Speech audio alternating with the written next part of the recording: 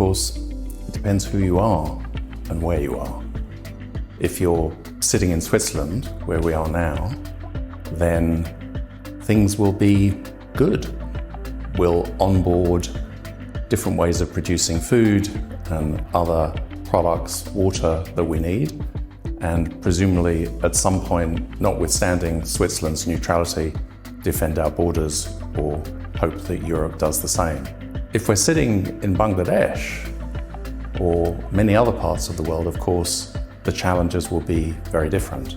Survival and invention will be major parts of what many individuals and communities will have to address. So I think we are largely unplanned.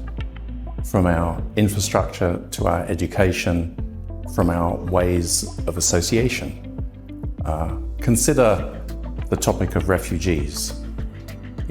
We can expect, say, 1 billion refugees or more, so a major part of the global population.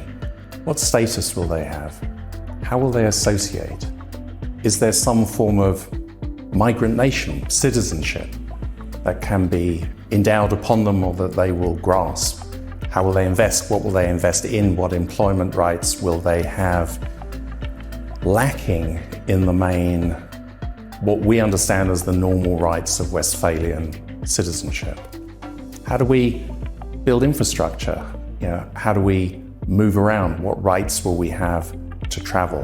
All of these areas require not simply the pain of learning, but extraordinary innovation and very considerable capital deployment. So the win-win is born out of how do we make radical change happen in somebody or people's self-interest?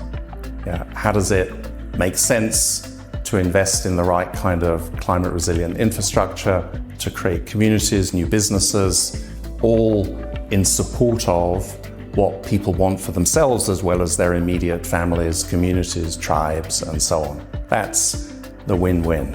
And what we know is that at one level, psychologically, it makes sense. How does one appeal to people's broad self-interests rather than appealing to their broad altruism? But actually, it's become more deeply locked into an incremental pathway for change. So instead of it being a source of empowerment to understand what people need and want and are willing to do, it's become a constraint as to how little in practice we're willing to do because people's interests are narrow, their time horizons are short, and we need to overcome them.